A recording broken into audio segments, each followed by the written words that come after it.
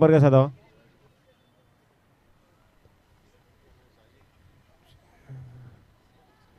Santacruz QRT आपले संगणकाशी संपर्क साधावा त्यांनी.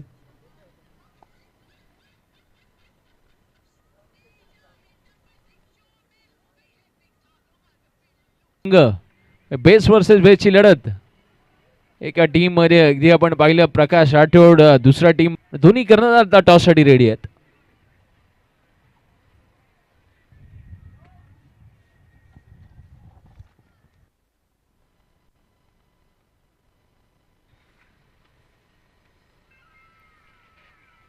वेल हलक्या त्याने शेअर करण्याचा प्रयत्न, 81चा पाठलाग करायचा आहे. अर्थात मुंबई प्रीमियर लीग यानंतर पहिली सेमीफायनल ही पाहायला मिळेल.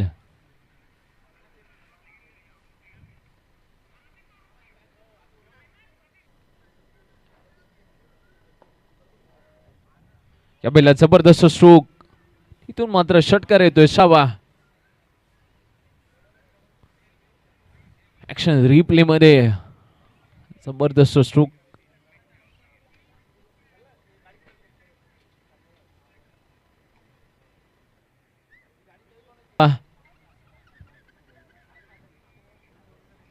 तीन षटक समाप्तीनंतर स्कोर कार्ड वरती तब्बल 38 धावा.